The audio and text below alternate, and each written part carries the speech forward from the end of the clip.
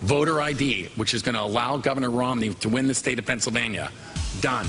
When we look at the voter ID law that was passed in Pennsylvania, the smoking gun evidence of that trial was the fact that the GOP in Pennsylvania said, yes, this is about Mitt Romney winning.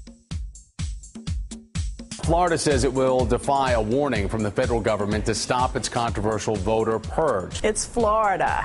It's the same playbook they've had since 2000. They violate federal law, they wait for somebody to catch them, and in the meantime, voters are confused, voters are taken off the rolls and have to be put back on. And if you can shave off even a few, percentage points of voter turnout, then you can affect the outcome of elections.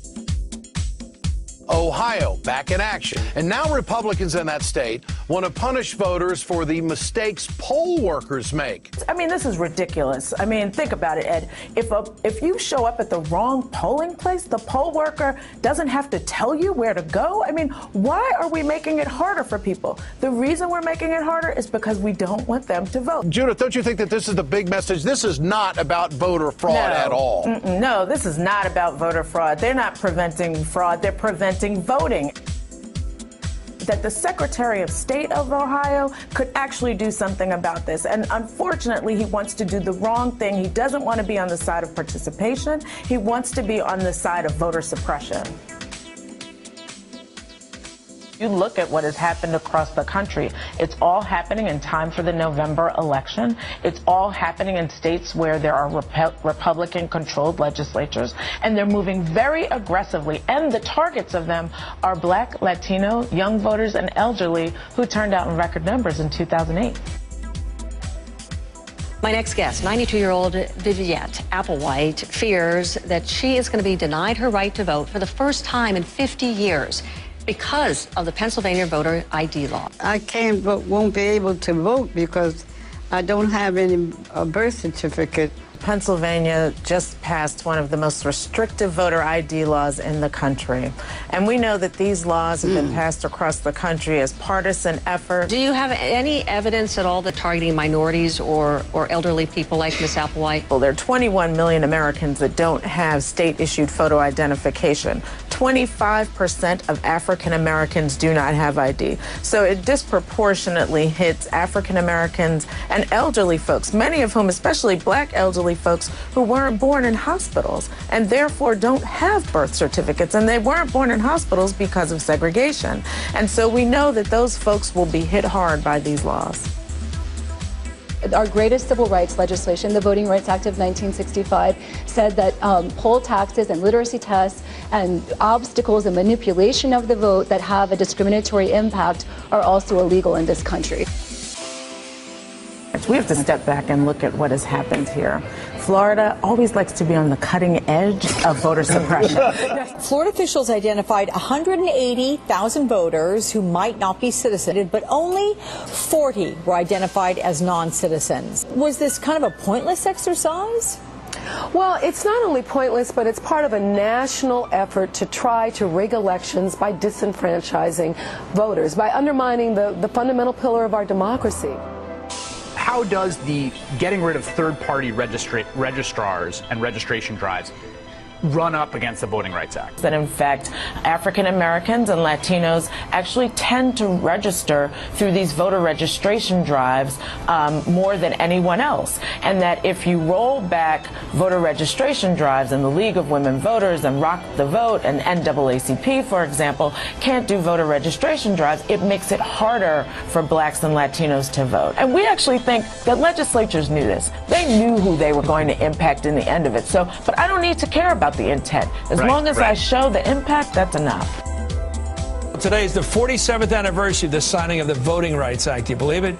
Yet still the fight goes on in the crucial swing state of Ohio. A Republican-sponsored law mandates that early in-person voting for the full 3 days before Election Day is no more. You can't vote. And that's a crucial weekend prior to an election to decide that you do not want to have early voting, and especially when you've had it previously. Yeah. That's the part of it that I don't understand. It's not like there's ever been any problem with the early voting before, right? Right. Well, no, there was no problem. But of course, we had an opportunity to see in 2008 who came out to vote. So that was the problem. That was the problem.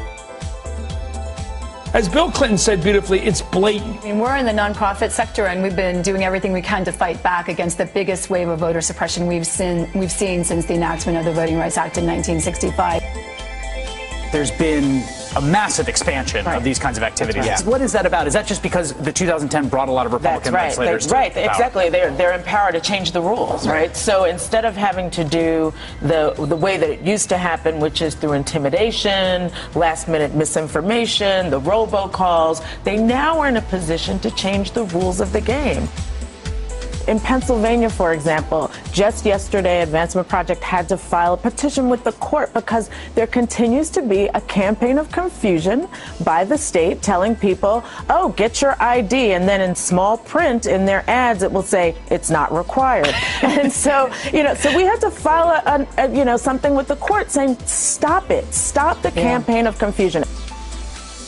The national debate over voter identification laws took a new turn in Pennsylvania today. The decision means Pennsylvania voters will not have to present photo identification on Election Day in November. A big victory for democracy. Finally, Pennsylvania voters can know that they will have free, fair, and accessible elections this November. And how important was it to defeat it in Pennsylvania for this election? This is huge. This is a great victory, Chris. We're really pleased with it. I mean, the fight is still on. We've got to defeat this in the future in other states. But we've been fighting and winning in Pennsylvania and Texas and Wisconsin against these restrictive photo ID laws. Elections have to be free, fair, and accessible. And basically, that is what these decisions basically said this week, is that the courts are going to uphold our democracy, and they're going to uphold our fundamental right to vote. It is getting a little close to the election to have this stuff still up in the air, but it is still heartening to see this rigorous defense of our rights.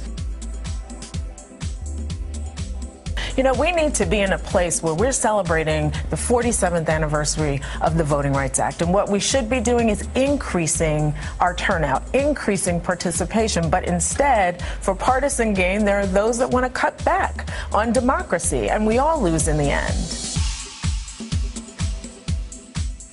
We must, I don't care what your party, what your belief, we must protect the vote. All of these voter suppression schemes we must all be against. I don't care how you vote, but I care that you have the right to vote with no impediments and no games. This is what people gave their lives for. We cannot let it be turned around now.